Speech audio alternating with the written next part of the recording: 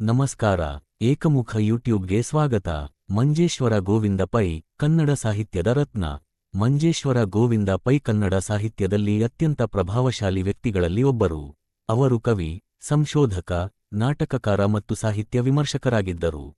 ಕನ್ನಡದ ಜೊತೆಗೆ ಅನೇಕ ಭಾಷೆಗಳಲ್ಲಿ ಪ್ರಾವೀಣ್ಯತೆ ಹೊಂದಿದ್ದರು. ಅವರ ಕೃತಿಗಳು ಮತ್ತು ಸಂಶೋಧನೆಗಳು ಕನ್ನಡ ಸಾಹಿತ್ಯಕ್ಕೆ ಅಪಾರ ಕೊಡುಗೆ ನೀಡಿವೆ. ಜೀವನ ಮತ್ತು ಕುಟುಂಬ. ಮಂಗಳೂರಿನ ಬಾಬಾ ಪೈ ಮನೆತನದಲ್ಲಿ ಜನಿಸಿದರು. ಜನನ 1883 ಮಾರ್ಚ್ 23. ನಿಧನ 1963 ಸೆಪ್ಟೆಂಬರ್ 6. ವಿದ್ಯಾಭ್ಯಾಸ ಮಂಗಳೂರು ಮತ್ತು ಮದ್ರಾಸಿನಲ್ಲಿ ವಿದ್ಯಾಭ್ಯಾಸ ಮಾಡಿದರು. ಕುಟುಂಬ ಸೌಭಾಗ್ಯವತಿ ಲಕ್ಷ್ಮೀದೇವಿ ಅವರನ್ನು ವಿವಾಹವಾದರು. ಕೃತಿಗಳು: ಕವನ ಸಂಕಲನಗಳು ಗಿಳಿವಿಂಡು, ನಂದಾದೀಪ, ಹೃದಯರಂಗ. ಖಂಡಕಾವ್ಯಗಳು: ಗೋಲ್ಗೋಥಾ, ವೈಶಾಖಿ.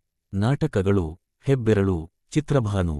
ಸಂಶೋಧನಾ ಕೃತಿಗಳು: ಬಾಹುಬಲಿ, ಗೊಮ್ಮಟೇಶ್ವರ ಚರಿತ್ರೆ, ಭಗವಾನ್ ಬುದ್ಧ. ಕನ್ನಡಕ್ಕೆ ನೀಡಿದ ಕೊಡುಗೆಗಳು: ಕನ್ನಡ ಸಾಹಿತ್ಯದ ಸಮೃದ್ಧಿ. ಅವರ ಕೃತಿಗಳು ಕನ್ನಡ ಸಾಹಿತ್ಯವನ್ನು ಹೊಸ ಆಯಾಮಕ್ಕೆ ಕೊಂಡೊಯ್ದವು.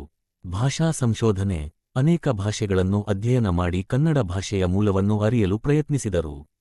ಇತಿಹಾಸ ಸಂಶೋಧನೆ: ಕನ್ನಡ ನಾಡಿನ ಇತಿಹಾಸ ಮತ್ತು ಸಂಸ್ಕೃತಿಯ ಬಗ್ಗೆ ಆಳವಾದ ಅಧ್ಯಯನ ನಡೆಸಿದರು.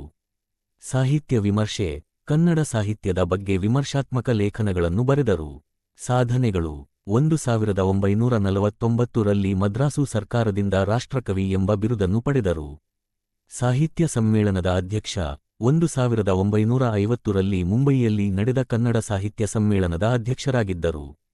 ಮಂಜೇಶ್ವರ ಗೋವಿಂದ ಪೈ ಕನ್ನಡ ಸಾಹಿತ್ಯದಲ್ಲಿ ಅನನ್ಯ ಸ್ಥಾನವನ್ನು ಹೊಂದಿದ್ದಾರೆ.